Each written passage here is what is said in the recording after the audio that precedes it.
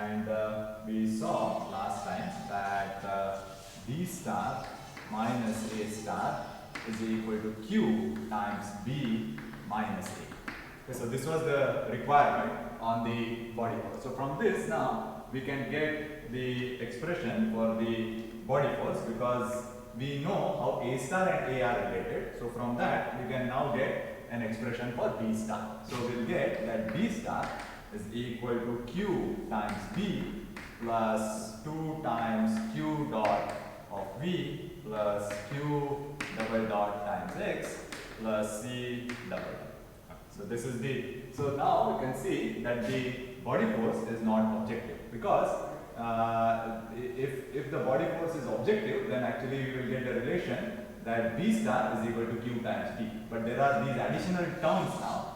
And so in this framework where we say that the balance laws have the same form in all frames of reference, the body force does not turn out to be objective. But we will see that if we compute the body forces using this expression, then the results will be consistent with physical experience. Okay, so that is something we will see. But first let us try to simplify this particular expression here. So I will write, so if I write B, this I can write as Q transpose times D star minus W dot plus W square times Q of X minus 2W times Q of V minus C double. Okay, now this W is actually, in this particular case, this W is equal to Q dot times Q transpose, which belongs to SKU. And so since W belongs to SKU, then we can show that Q transpose WQ is also a skew symmetric tensor, right? Because if you take the transpose of this, it will be minus of that same thing. So this is a skew symmetric tensor, and Q transpose W dot times Q is also a skew symmetric tensor. Okay, so all these tensors you will see are in this particular expression here. And we can also write Q times W square of Q is equal to Q transpose WQ times Q transpose WQ. Right? So I can write it in this particular way. And then now this is also a skew symmetric tensor, and this is also a skew symmetric tensor. So it's the product of two skew symmetric tensors here. Fine. Then you can also see that Q dot, so from this particular expression, I get that Q dot is equal to W times Q.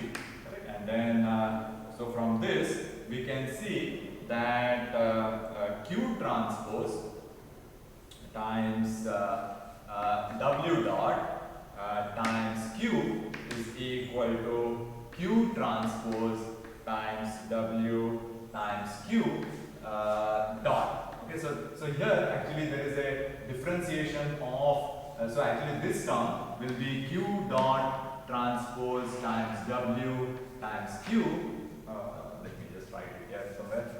So this term is actually Q transpose dot times W times Q plus Q transpose W dot times Q plus Q transpose W Q dot transpose. And then for Q dot you substituted this, and then this expression and this expression, they will get cancelled, and then only this particular expression will be left. So you can see that Q transpose W dot Q is Q transpose WQ the whole dot. That means the derivative of the entire thing. And okay, so now we are in a position to simplify this particular expression. So you will use all the results that I have stated here in order to simplify this. So now I can write this as equal to Q transpose times B star minus C double dot minus omega dot cross X minus omega cross X minus 2 omega cross B. So this is your expression for B expressed in this particular manner. So this this this omega is nothing but Q transpose W. This omega here is equal to Q transpose of W, where W is the axial vector of this capital W here.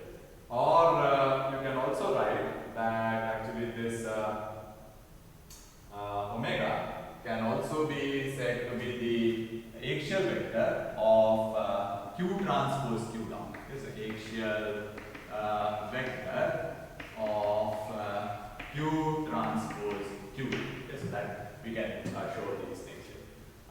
Let me just give you an expression for omega in terms of the basis vectors for the two frames of reference.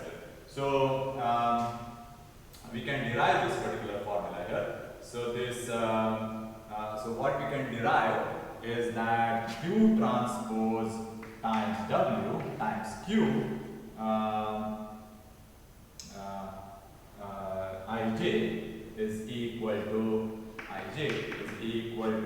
Q transpose Q dot Ij is equal to, so that is you can see that is exactly this particular expression, Q transpose Q dot. So the components of that are given by Ei dot Ej dot. Okay, so this Ej dot means the time derivative of that.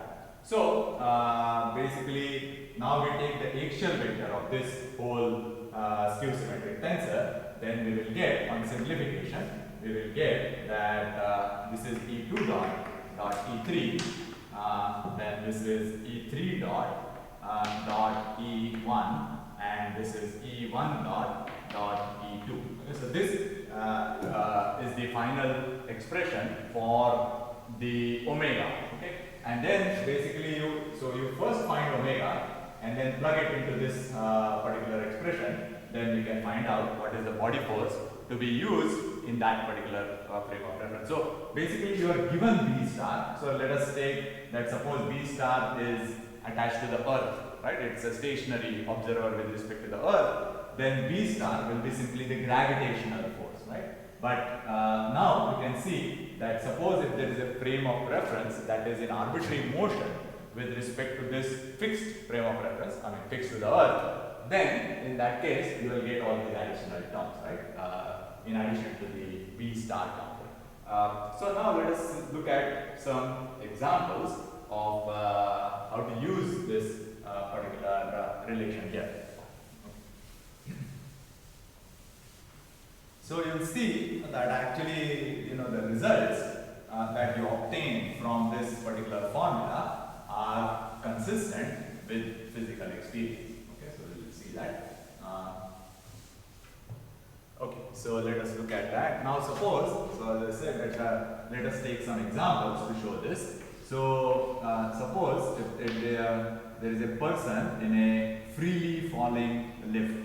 Okay, so this is a person in a lift, and then suppose imagine that this lift is freely falling. Okay, so this so what you will get is that this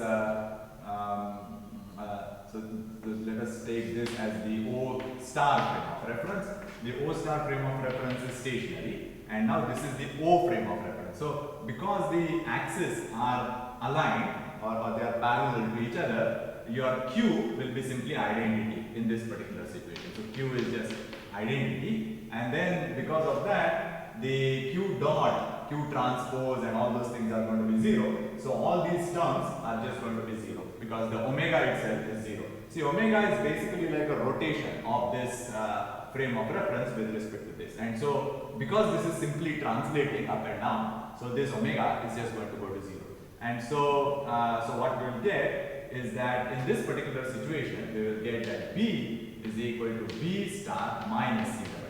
Okay, so in this simple situation, this is what you will get. Now, this B star is nothing but, so B star is equal to, so suppose if your axis, if this is the E3 axis, then this is minus G times E3, right? Because the gravitational acceleration is or gravitational body force is in a direction opposite to E3, so you will get this. Okay, what about C double dot? So now C double dot is actually so C is the origin, right? This the position vector of the origin of this with respect to this one, right? And so the C double dot will just be the acceleration of this thing, and so that is again going to be minus g times E3, because we are assuming that the lift is freely falling, so the acceleration of the center of this lift with respect to this observer is just going to be this,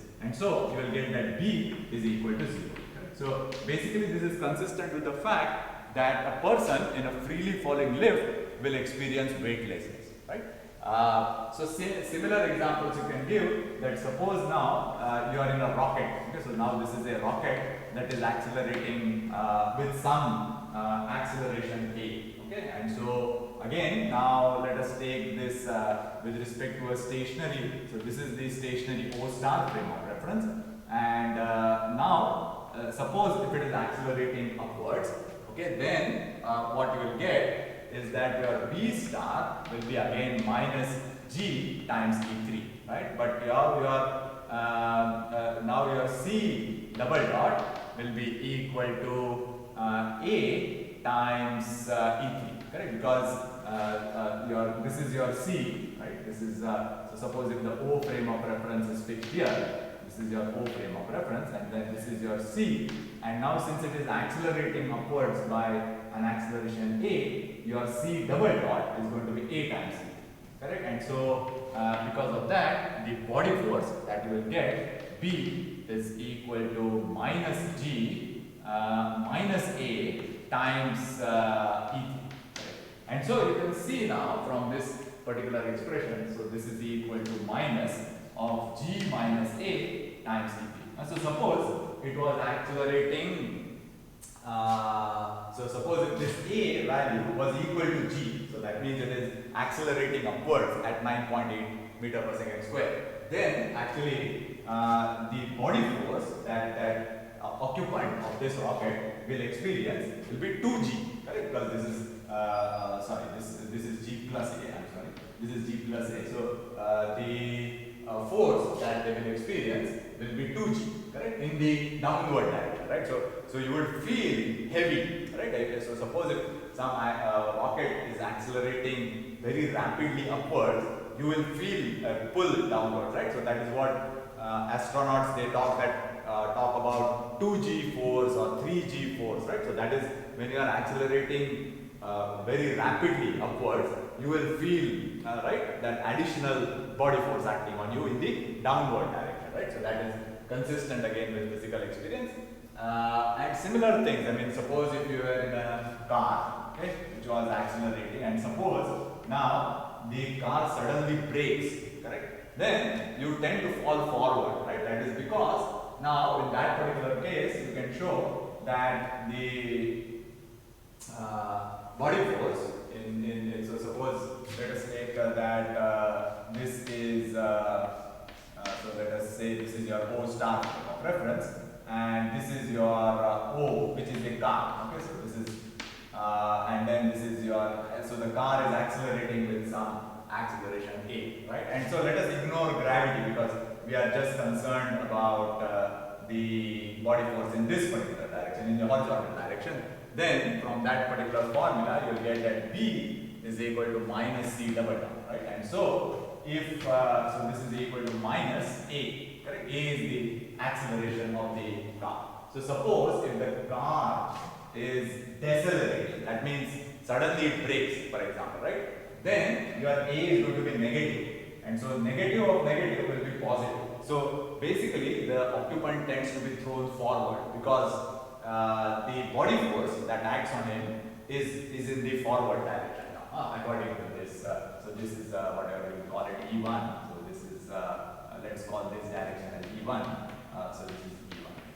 So they will tend to be thrown forward, right? And similarly, if the car starts accelerating in the forward direction, then you will feel a backward force, right? You are pushed behind on the zero. And so, you know, in the case of a deceleration, so suppose if they brake suddenly, right, then you tend to fall forward, and that is why all these airbags and all are there, right, to protect you from that. So suppose if there is a sudden deceleration, okay, so then these airbags are there to protect you from hitting the steering wheel and so on. Anyway, so so you can see that at least for these simple examples, the body force that you get is consistent with physical experience, right? And now let us take a slightly more complicated example now here and see what is the body force that we get if you have a rotating disc, right? So we have already considered this particular example here. So this is the rotating disc example.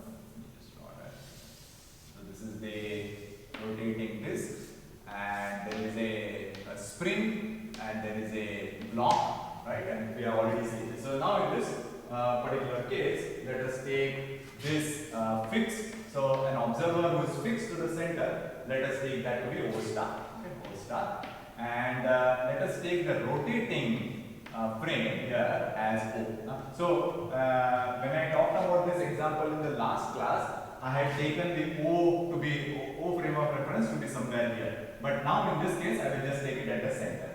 Okay, so now this O frame of reference, this is the basis vectors associated with that are these E1 and E2, which are rotating, right? This is your theta 1 and theta of t, let us say, and E1 and E2 are the basis vectors associated with the O frame of reference, who is rotating with the disk. Okay, and now let us try to find out what are the body forces with respect to the O frame of reference here. Alright, so let us do that.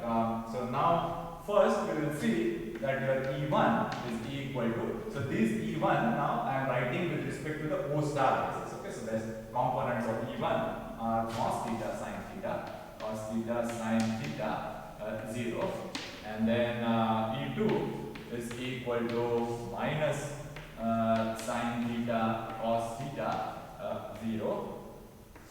And so if you now take the find the omega, so you can see that E2 dot E3 will be equal to 0, right? Because it has components only along E1 and E2, so this will be 0. This will also be 0 because E3 dot is not changing. E3 is just the vector that comes out of the board, so that is not changing. So this is the only non-zero component, and that you can easily find. Okay, so this omega, if you compute this, what you will get is you will get 0, 0, theta. Okay, so if you compute this and then take the dot product of E1 dot with E2, then you will get this omega, which is 0, 0, theta. And now let us assume that this block has reached to some steady state. That means it is not oscillating. So in the beginning, when it starts rotating, then actually this block will oscillate because it tries to move outward, but the spring will pull it back, and so it will oscillate back and forth like this. But after some time, it will reach to some steady state, right, where the centrifugal force will be balanced by the spring force. Okay, so so let us assume that it has reached to some steady state position. Okay, so and let us call this distance here as r, for example. Okay, so let us take this distance as r, and now let us compute this omega cross x in this rotating frame of reference here. So basically we are saying that this disk is spinning with some constant angular velocity. So and this omega dot is going to be 0, and here the block is not having any velocity now with respect to the rotating frame of reference. So the v is also 0. Correct. So this v is actually the velocity in the rotating frame of reference, or with respect to the O frame of reference. So since we have assumed that it has reached to some steady state, the v is going to be 0. So this term is 0, this term is 0, and these terms, these terms don't matter because c is equal to 0 at all times now, because this c is just the distance, right, between the two origins. That is 0 for all times, so this is 0, and p star is the gravitational body force. So assume that this disk is rotating in the horizontal plane, And gravity is this way. So in some sense, this is not playing any role when we are talking of the body forces within the plane. So I am trying to find out what are the body forces within the plane of the rotating disk, and so this body force is irrelevant. I mean, in the sense it is just perpendicular to that. So so this is the only term now that is going to contribute, right, to this body force. So let us do that. Let us find that. So this x is equal to r times E1, and your omega is equal to theta dot times E3. Right? And so now we can find out omega cross x. So omega cross x is equal to r times theta dot times so E3, this will be E2, and then omega cross x is equal to theta dot times E3 cross r theta dot times E2, and this is equal to minus r theta dot square times E1. Right? And so minus of omega cross x is equal to minus of this, which is equal to plus r theta dot square times E1. So you will see that now, so this is the term that we have calculated, that is r times theta dot square times, so that is r omega square. Theta dot is nothing but omega, the angular speed of the disk, spinning disk. And so now you will see that actually now the body force is in an outward direction. Correct? So that is consistent with physical experience, right? So suppose if you cut this spring, then this block will tend to fly off, right? It will fly in the outward direction, right? And so as I said, that adopting this viewpoint, you get a body force that is consistent with physical experience here. So in a similar way, you can also compute these forces also. So suppose if the angular velocity were not a constant, right? And then in that case, suppose if this omega dot was theta double dot E3, then you can easily calculate the direction and the magnitude of this particular thing, and this is what is known as the Coriolis acceleration or Coriolis body force, and that also you can know, right? So suppose if the block were moving with some velocity v in this particular direction, then you can easily compute this to omega cross v and then find out what is the body force in the rotating frame of reference. Okay, but you can see that in all cases, the body force is going to be consistent with physical experience. So, so let me summarize this. So this viewpoint is satisfactory from these two viewpoints. That first, we do not have any preferred frame of reference like the inertial frame of reference in the classical framework. So all frames of reference are completely equivalent in this particular framework. So that is much more satisfying than having some special frame of reference. And the second thing is that the conclusions that come out of adopting this particular viewpoint are consistent with physical experience, as we have seen, right? So all these body forces that you experience are exactly what you would feel. So for example, if you, as I said, that if you take these classical books by Feynman or Resnick and Halliday, things like that, they will call centrifugal as a pseudo force, and they will call centripetal as a real force. But actually, what you experience is opposite of that, right? So centrifugal is actually no longer pseudo, right? Because you actually experience an outward force.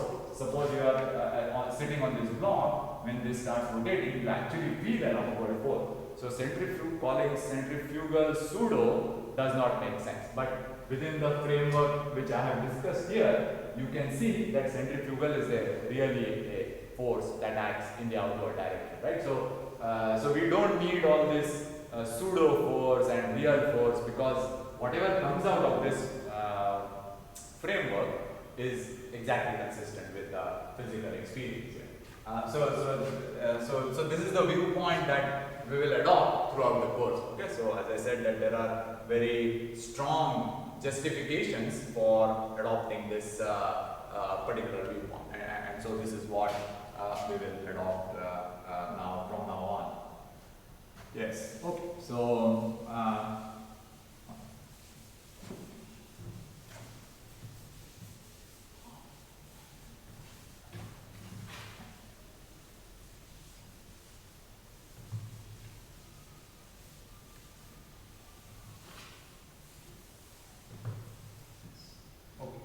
So the next topic that we will discuss is the objectivity of the stress tensor. So now so we have seen that we have imposed the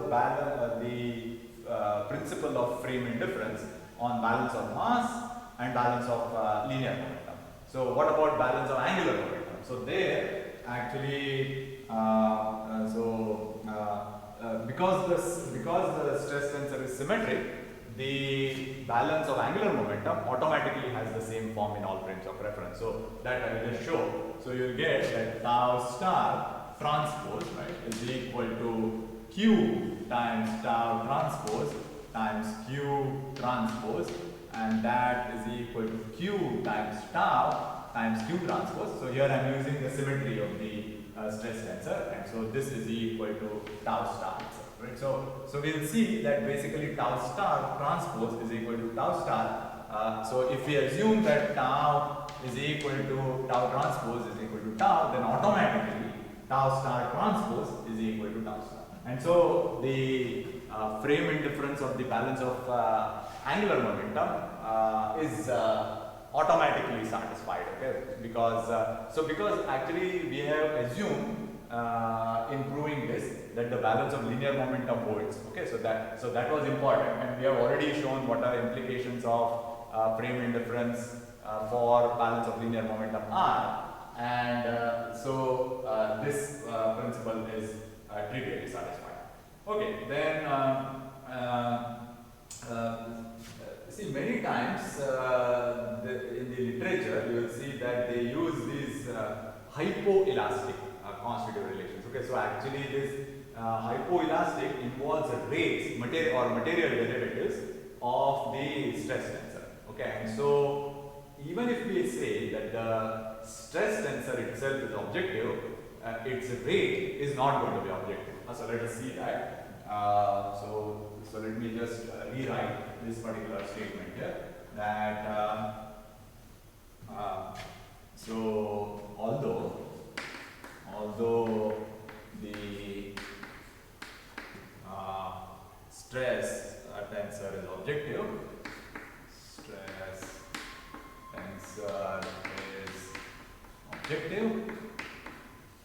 the stress rate is not objective. Stress rate is not objective. By stress rate I mean the material time derivative of the stress tensor. So let us see that. So this tau star is equal to q times q of t. Let us say q of t times tau times q of t transpose. Right. So this we have seen. This is the transformation law for the stress as seen by the two different observers. So if I take the material time derivative of this d tau star by dt, this is equal to q dot times tau times q transpose plus q times tau times q dot transpose plus q times tau dot times q transpose. Now suppose if it had been just this particular term, then it would have been objective. But you can see that there are these two additional terms also, right? And so so the stress rate will be objective if and only if this part is 0. Right? So this so stress rate is objective if and only if q dot times tau times q transpose plus q tau q dot transpose is equal to 0. And so this actually implies that tau has to be identity. So let us show that. So let W be a skew symmetric tensor, arbitrary. Then so this is an arbitrary arbitrary skew symmetric tensor. Then we have seen that Q is equal to E to the WT belongs to or plus,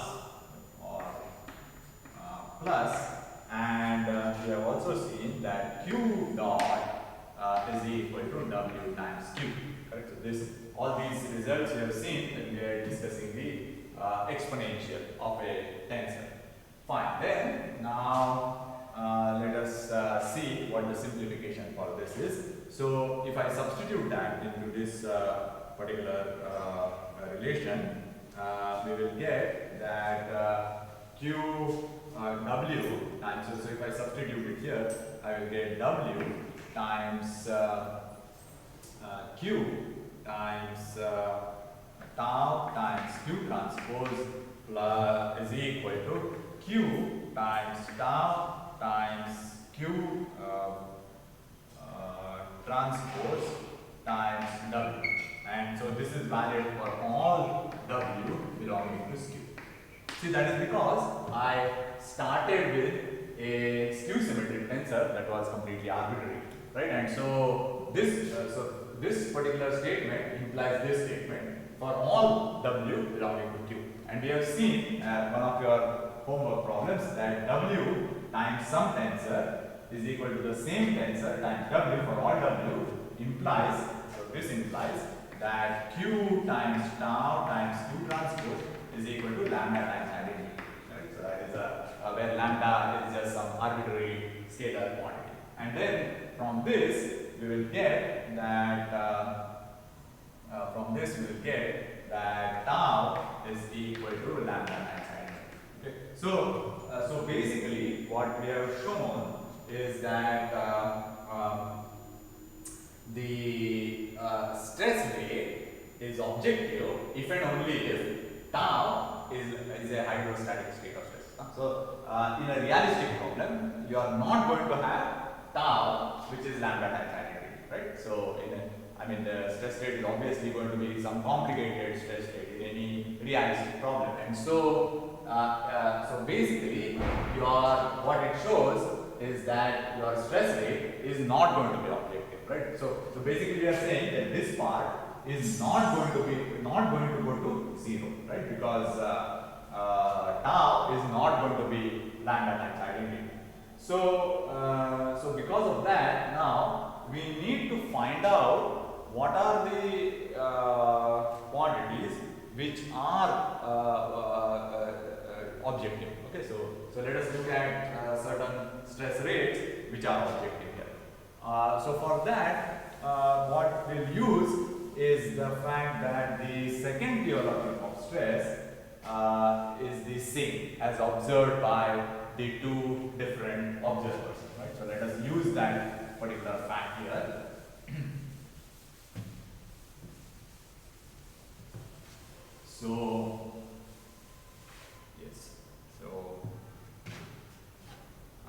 So first, let us say tau star is equal to Q times tau times Q transpose. So we have seen this. So what this implies is that the second theorem of stress as seen by the two different observers is the same. Okay, so let us show that. So S star is equal to J star times F star inverse times tau star times F star inverse. And F star we have seen is equal to Q times F. And so substitute that into this particular expression. So what you will get is that this is J, and so J star will be equal to J. J star is equal to J itself, because determinant of F star will be determinant of Q times determinant of F. Determinant of Q is 1, so that is equal to J star is equal to J. And so this is F inverse times Q times tau times Q transpose. Sorry, I missed out a Q transpose here. So Q transpose times Q times tau times Q transpose times Q times F inverse transpose. And so this is equal to J F inverse times tau times F inverse transpose, and that is equal to S itself. Okay. So basically, if we impose the fact that tau star is equal to Q times tau times Q transpose, then we get that the second Pure-Laplace stress is the same. Now actually this is not surprising. Okay, physically, if you see, this is not at all surprising. That is because, see, if you recall the arguments that we made, we said that at time t equal to 0, the reference configuration is the same as observed by the two observers. That is because both the observers are coincident at time t equal to 0. Right? We said this. So if you recall, we have said that your O star is equal to O at time t equal to 0. Right? We have taken both the observers to be coincident at time t equal to 0, and then as time evolves, we have said that now they are in arbitrary motion with respect to each other. Right? And so at time t equal to 0, they will both observe the same reference configuration. Right? And so that is what we said, that basically x star was equal to x.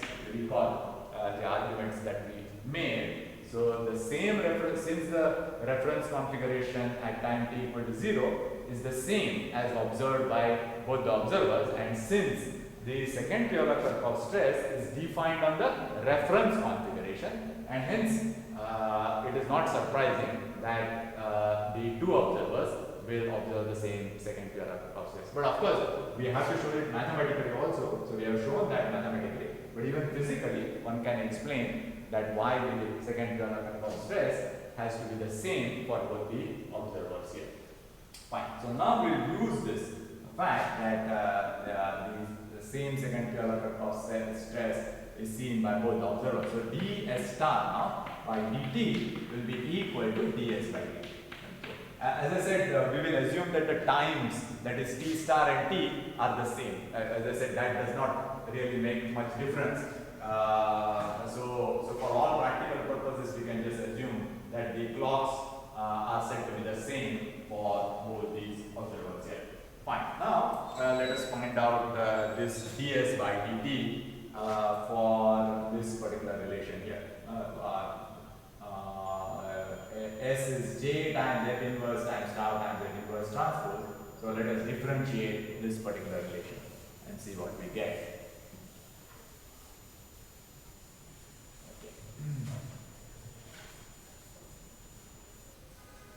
Okay, so S is equal to j times F inverse times tau times F inverse transpose, right? And so I'll get that ds by dt is equal to j dot times F inverse. So take the material derivative of each of these terms. So basically use the product rule here. I'm using the product rule. F inverse transpose plus j F dot inverse times tau times F inverse transpose plus j times F inverse times tau dot times F inverse transpose plus j F inverse times tau times F dot inverse transpose. So the dots denote material time derivatives. So you have to be careful here. So this tau dot denotes d tau by dt. So all these dots are material derivatives. Okay, fine. Then so if you simplify this now, what is it that you will get? So let's see. So F dot is LF. So basically we will use the relation that F dot is equal to LF. And so you can find out what is F dot inverse and so on. So you can do that. So I will not go through the details of this whole thing here. Finally, I will just write out what the result is. So you will get, also you may need to use the result for F inverse dot. Okay, so that also I think I had derived that result also. So you need to use both these results. Then what you will get is that, So after simplification, you will get that this is J times F inverse times tau dot minus L times tau minus tau times L transpose plus trace of L times tau times F inverse transpose. So this is what you will get after simplification here.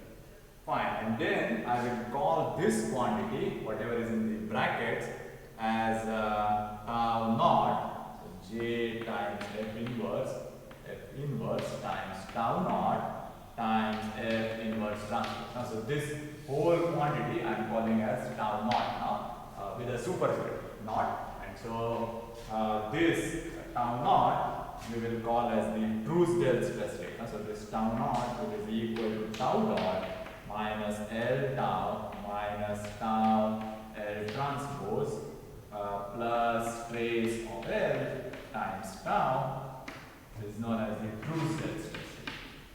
Truesdale stress rate. Okay. And this Truesdale stress, so this is obviously named after Truesdale, Clifford Truesdale, and we will now show that this tau naught is an objective stress rate. Okay, so from this particular relation, what I will get, so let us call this as 1.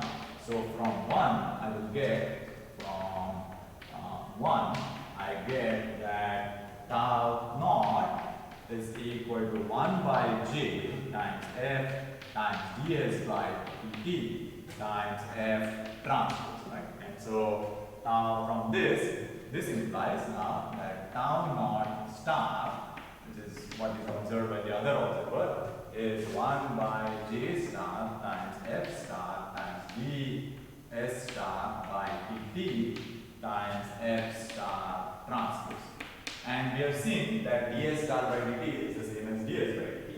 So if you substitute now all the relevant things, then you will get 1 by j qf times ds by dt times f transpose q transpose, which is equal to q times tau naught times q transpose. So what we have shown is that tau naught star is equal to q times tau naught times q transpose. So that means this Truesdale stress rate is an objective stress rate here. So, but you can see that it is not just tau dot, right? We have to add all these additional terms to tau dot in order for it to become objective. So that is the trick here. Fine. Then similarly, let us look at another stress rate, which is known as the Yauman stress rate.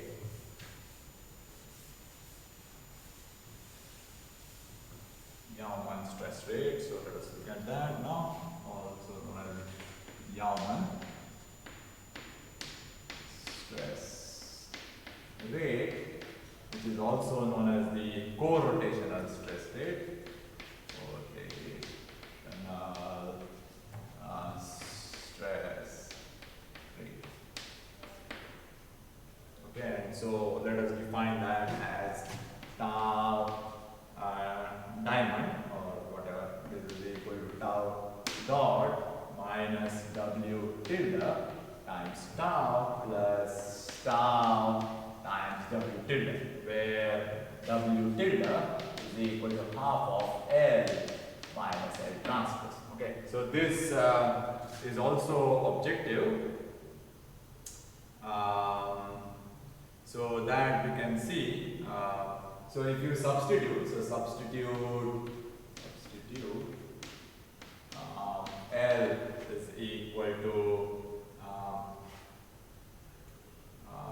D. Okay, so let me just substitute L is equal to D plus W in let's call this as 2. D plus W tilde into 2. Okay, so then finally what you will get is that you will get a relation between this tau inverted triangle and this tau naught. So you will get that tau inverted triangle is tau naught plus d tau plus tau d minus trace of d times tau. So you can see that, okay, so this we have already shown is objective, and then each of these things, right, each of these objects is also objective, because if you take the star of this, then that is q times d tau times q transpose. And so, if you add objective quantities to something that is objective, then it will obviously remain objective, right? So that shows that since this is objective, this is objective, this is objective, and this is objective, this one is also objective. Okay. So, but that was not obvious from this particular expression, because w tilde itself is not objective, right? So, so we can make the following statement here, that if you are forming some tensor out of objective quantities, then of course that tensor will be objective. But if you are forming it from some combination of non-objective quantities, we cannot say that it is non-objective, because so this is an example, right? So here you can see that this is formed from tau dot is non-objective, w tilde is non-objective, and then we have formed this combination. But this combination is objective. So it is possible to come up with an objective tensor from non-objective quantities. So some cancellations will happen, and then finally whatever you get is still objective. So just because there are non-objective quantities in an expression, we should not directly jump to the conclusion that the resulting object is non-objective. So as in this case you can see that actually this Yeoman stress rate is objective, right? So it just required a little bit of proving from that particular thing there. Fine. So yes. Let us see. So actually the problem is now that there are an infinite number of these kind of objective stress rates, right? I mean, so you can keep adding, any objective term to this, and you will get something objective. So basically, I mean, these are whatever I am listing here are just what are the popularly used stress rates in the literature. Okay, but as I said, there are an infinite number of possibilities, so you can just keep adding whatever some objective terms to this expression, and then again you will keep on getting newer and newer objective stress rates, right? So as I said that this, so let me just maybe mention one or two more which are sort of commonly used, and then we will just stop the discussion on this whole thing. Fine. So let us see that now. Some more. So one is the green Nagli now. So that is also again used quite widely. So I'll just indicate how to form that also. So yes. So let us see. So if you write now w tilde, suppose you write w tilde is equal to r dot r transpose. Okay. So this is, so r is a proper orthogonal tensor, and so r dot r transpose is a skew symmetric tensor.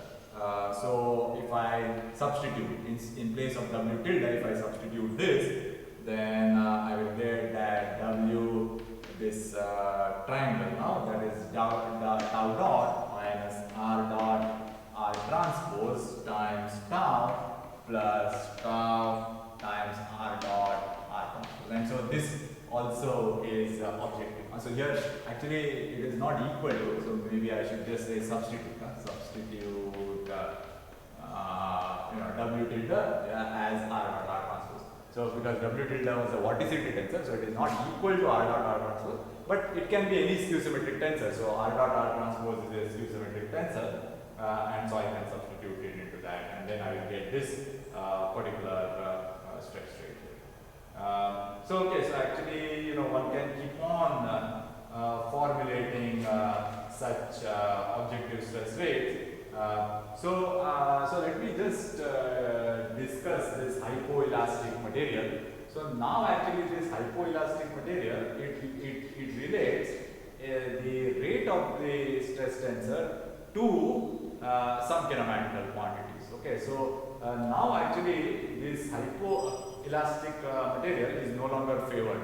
That is because on unloading, so suppose if you load a material, right, you get a certain stress strain curve. But when you unload, you may not come back to zero with the hypoelastic material. Whereas if you use a hyperelastic material, which we are going to discuss in very great detail, so hyperelastic means that you have a existence of a strain energy density function whose derivative will give you the stress. A derivative with respect to the strain will give you the stress. And so the hyperelastic material is preferred now in all the applications. So this hypoelastic is what uses these stress rates, and generally, as I said, that has a lot of shortcomings, and so it is not preferred nowadays. I think the hyperelastic is what is preferred. So apart from that, actually I do not know where the stress rates are used,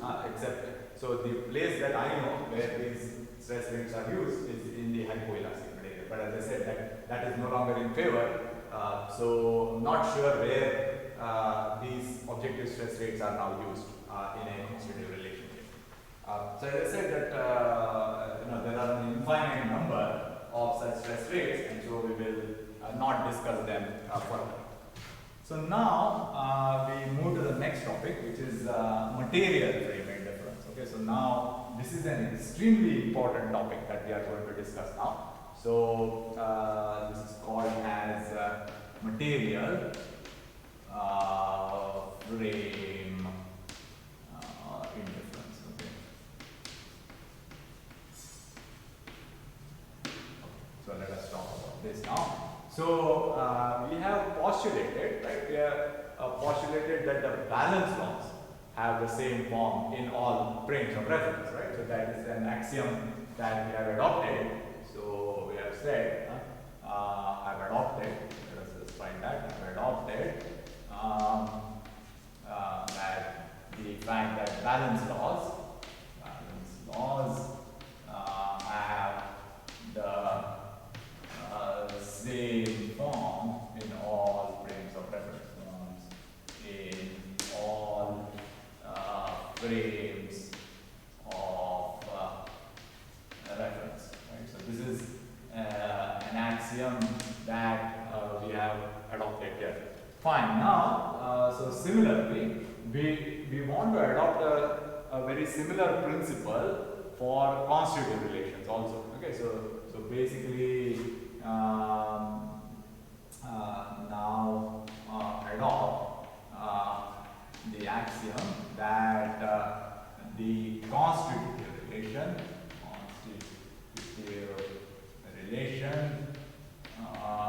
has the same form again in all frames of reference.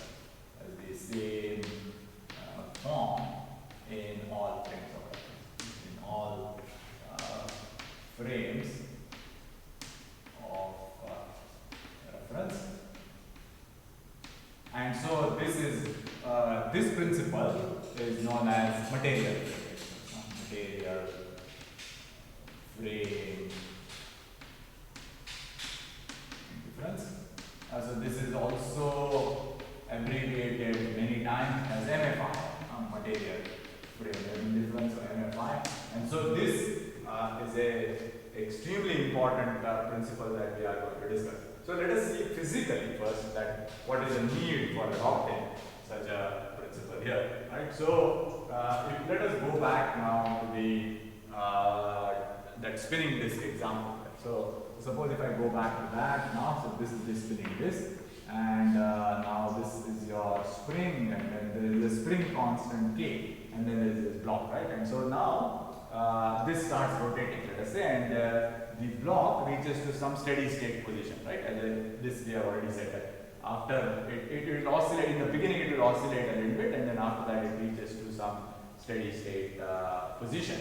Then how do we actually calculate, right, the deflection of this particular spring, right? So the way we do that is that we say that K times delta is equal to mr. So suppose if the distance is r, then that is mr omega square, correct? So that is the force, the centrifugal force that is acting on the. So this we already calculated at the beginning of today's class. And so K delta is the deflection of the spring, and so from this now we can calculate what delta is, right? So analytically we are able to find an expression for the extension of the spring based on this particular relation here. But now if we examine this relation more carefully, okay, you will see that we have made a very big assumption here. So the assumption is that the spring constant K remains the same even after you are mounting it on a rotating frame of reference, correct? So this, so actually when you calibrate the spring, right, you calibrate it under some stationary condition, right? Under let's say just you are fixing it and then you are attaching some mass to it on the ground.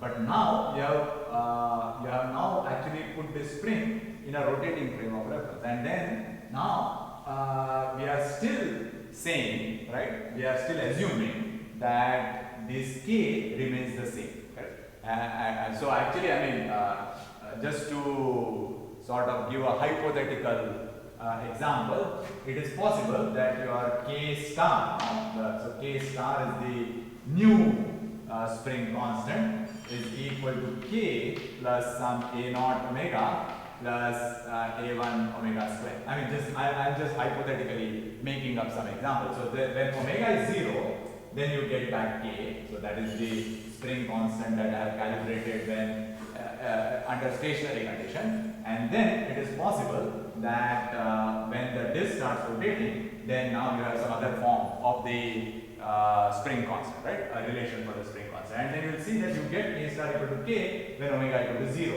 right? So this is a possibility. So theoretically we are just arguing that what are the various possibilities. But implicitly we assume that actually these terms are 0, right? So implicitly we assume that when we solve this particular problem, we implicitly assume that K star is equal to K. Okay, so that means we say that even after mounting it in a rotating frame of reference, the spring constant remains the same. And so that is the physical basis for adopting this particular principle here, that the constant relation, they have the same form even in a rotating frame of reference, or a frame of reference that is in arbitrary motion with respect to the other frame of reference. So basically they will, so if there are two observers who are in arbitrary motion with respect to each other, both of them will observe the same form of the constant relation. Okay, so that is behind this particular principle. So let us now try to give a more mathematical treatment of this particular principle here.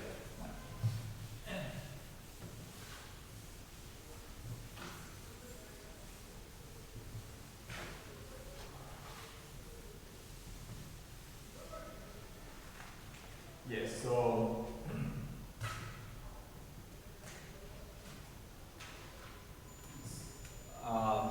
actually in this spring example, so let us take this again, K star, as I said, is K plus A naught omega plus A1 omega square, right? So this, in this example, so suppose if it actually depended on omega, then actually we would lose the predictive capability, right? We will not be able to write K delta is equal to mr omega square because the spring constant has changed. And so, for every new situation, we would have to find out K, right? And so, clearly, that would require an experiment for every new situation, right? But here, if we adopt MFI as an axiom, then actually we see that only once we have to calibrate the spring, find out the spring constant once, and then after that we are going to use the same spring constant, right? And so this is found to be consistent with experiment. So it is not that we are just arbitrarily adopting this particular principle. So people have found that the extension of the spring when it is in a rotating frame of reference is exactly what is given by the equation that I have written there. And so there is a strong strong basis from an experimental side for adopting this particular principle. So as I said, now let us look at 3D constitutive relations and then try to see how to formulate a mathematical statement for identifying now. So material frame indifference. Now let us try to give the mathematical statement here. So let L be some list. L be a list of kinematical variables. A list of kinematical variables. So this list could be, I mean, just as an example, it could be C dot or something theta. No, theta is like temperature, C is right Cauchy-Green tensor, and C dot is the material time derivative of that, and things like that. Or it could be B, left Cauchy-Green tensor, B dot, theta dot. So this is just some list of kinematical variables. So we'll not, at this stage, we'll not worry about exactly what this list is, but basically we are saying that the stress is now tau is equal to tau hat of L. So the stress depends on this list of kinematical variables through some constitutive relation. So this is the functional form of that constitutive relation. And now when we take the other observer, that is tau star, now let us take that tau star is equal to tau hat star of L star. Correct? So now we are assuming, so in this particular case we are not assuming that the form is the same. We are simply saying that the constitutive relation also changes now. So that would correspond to the fact that your spring constant is changing, let us say. Okay? And then we now have that we have seen that tau star is equal to Q times tau times Q transpose. So let us substitute that here. So you will get that tau hat star of L star is equal to Q times tau hat of L times Q transpose. Right? So this is the statement that you will get. Okay? And so this is called as observer invariance. Observer invariance. So one important thing to note here is that this observer invariance by itself does not impose any restrictions on the constitutive relation, because I am assuming that this tau hat star can be a different form than the tau hat itself, right? So they can be two different functions, and so basically this imposes no restrictions on the constitutive relation. So let us write that here. So imposes no restriction on the constitutive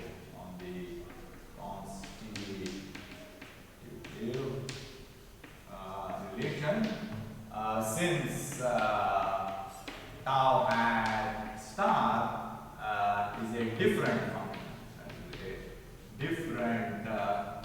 function than tau.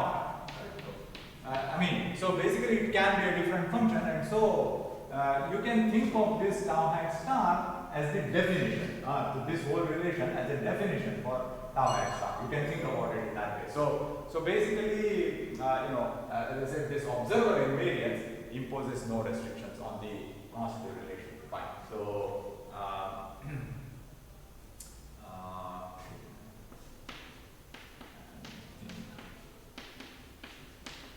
this as the definition of tau hat star. Correct. So if you are given tau hat, you can think of this as the defining relation for tau hat star. That is the constitutive relation with respect to the star. So okay, then now we will impose the frame indifference on this one. Right? So let us look at that. So if you now assume form invariance, okay, that means the constitutive relations have the same form in both frames of reference, right? So now assume form invariance, form invariance. So what that says is is that tau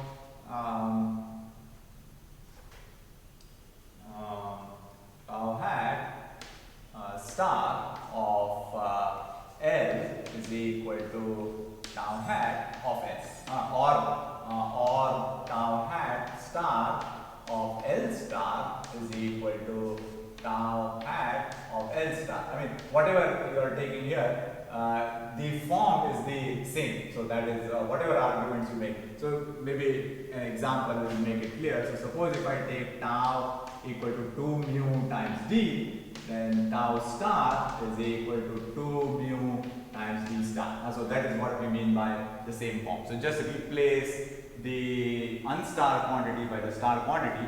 That is what we mean by the same form. So here you can see that tau hat star is just this function.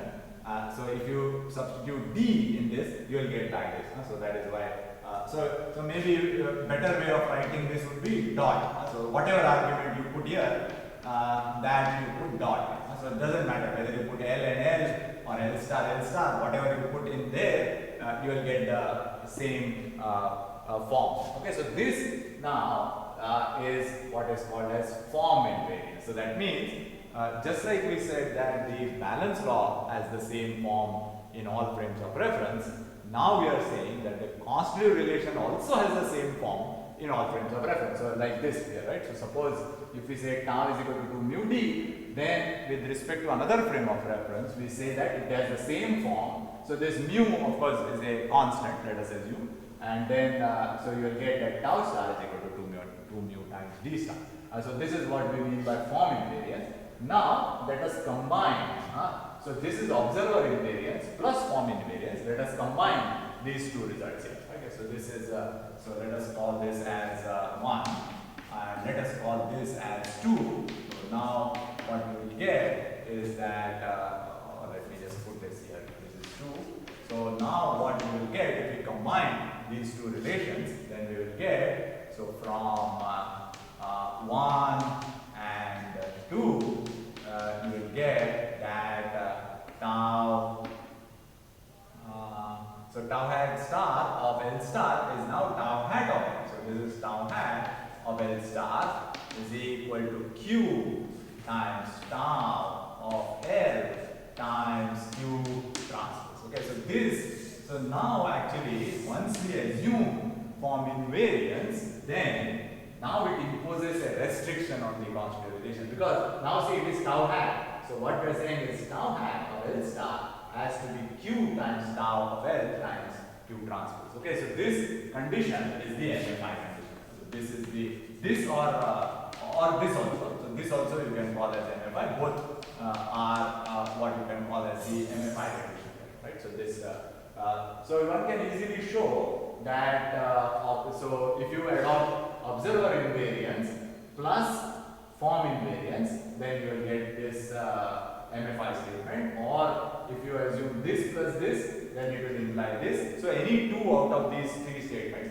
will imply the third. So that is very easy to show. So we will not go into that because from a practical viewpoint, we are just interested in these two statements here.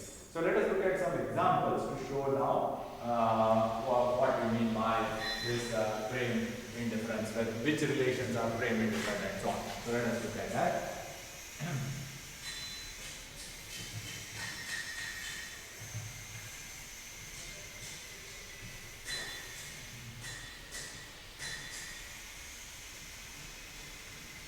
Yes, so suppose, so if, so example, so if tau hat of f is equal to alpha f, correct, then you will get that tau hat of tau hat star of f star will be equal to alpha f star times q transpose. So this, what I have done here is that I have used that definition, that q times tau hat times q transpose.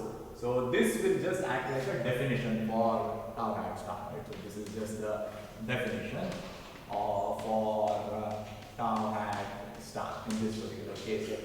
But now if I adopt the axiom of frame indifference, then I will get that tau hat of f star is equal to alpha times f star, which is equal to alpha times q of f, and this is not equal to q times tau hat of f times q transpose. Right? So remember, we need that tau hat of f star. So now your f star is the kinematical list. So we wanted that tau hat of L star should be equal to q times tau hat of L times q transpose. Right? This is what we want. And now we see here that tau hat of L star is not equal to q times tau hat. So this is not a frame indifference. So hence this does not satisfy MFI. Right? Does not satisfy MFI. That is because it doesn't satisfy this particular property that tau hat of L star should be equal to q times tau hat of L times q transpose. Another example, suppose if I give that, let's look at the constitutive relation for a second pure of stress. So this is the Savina Kirchhoff material model. So this is lambda trace of E plus 2 mu times E. And now if I find S of E star, now that is equal to lambda of trace of E star times I plus 2 mu times E star, and that is equal to S of E. And so this constitutive relation satisfies MFI. Right? This satisfies MFI. MFI. That is because, see, one should not blindly follow this. So this relation is for the Cauchy stress. Right? This is for the Cauchy stress. But as far as the second theorem of stress is concerned, we want that S of E star should be equal to S of E. Right? Because we have seen that the same second theorem of stress is observed by both the observers here. And so, since E star is equal to E, we will get that that is equal to S of E. Right? So, since, let's write that. So, since E star is equal to E. Right? So, that so because of that, we will get that. And so, this satisfies MFI. So it is not like every time you have to get that Q times S times Q transpose. So, we have to be careful. So, in the case of the Cauchy stress, it is Q times tau times Q transpose. In the case of the second theorem of stress, you should get them to be the same. So this is not something to be applied blindly. It depends on which physical quantity you are considering the constitutive relation for. So in the book there are several other examples of this, but just to summarize basically, so if we just adopt observer invariance, then that imposes no restrictions on the constitutive relation, and in fact that can be just taken as the definition for tau hat. But if you assume form invariance, so that means the constitutive relation as seen by two different observers is the same, okay, then that implies that implies this particular principle, and so now you see that this tau hat is the same on both sides, and then it has to obey this particular restriction, right? And so this is the principle of MFI or material frame indifference. Of course, this I have formulated only for the Cauchy stress, but similar restrictions you can impose on, let us say, the heat flux, constitutive relation for the heat flux, and things like that. So that depends on the particular situation that you are considering. So as I said, this is just one example of this. But this restriction, as I said, is something that we are already implicitly assuming when, like in the case of the spring, correct? And so this is something that is quite logical to adopt and also consistent with physical experience. So again, let me just give one more example of that. So suppose if you take a fluid now, and suppose that we have found out what the viscosity is of this fluid. Let us call it as mu. Okay, so this is just the dynamic viscosity. And now suppose if this fluid is put in a container and it is rotated. Correct? So now imagine that it is in a container that is spinning. So implicitly we assume that this mu, which is the dynamic viscosity, remains the same even when it is in a rotating frame of reference, and also we also assume that tau is the viscous stress. So let me call this is the viscous stress. So that we assume as 2 mu times q, right? So even in the rotating frame of reference, we assume that it has the same form, right? Even though, so otherwise, suppose if now we started rotating and this mu changed, for example, then we would need to conduct an experiment for every single situation, right? So we will not be able to predict anything because now once it starts spinning, mu has changed, and then now we need to conduct another experiment. Or suppose imagine now this is translating and rotating, then again mu will change, and again you will need to conduct an experiment, and so on. So there would be no predictive capability at all, right? Because every time you would have to conduct an experiment in order to find out what the response is in that particular given situation. But here, once we adopt this axiom, now I can use the same constitutive relation even in the rotating frame of reference, and so that is what we typically do, right? And as I said, that it is consistent with the experiments also. So it is not that we are just arbitrarily adopting something. So it is found that once you adopt this particular axiom, and now you find out what is the velocity field and so on, by adopting this particular axiom, and you will see that this velocity field that you get by analytically solving for it, let us say, agrees with whatever comes out of experiment. And so, so from now on, we will adopt this particular axiom of material brake.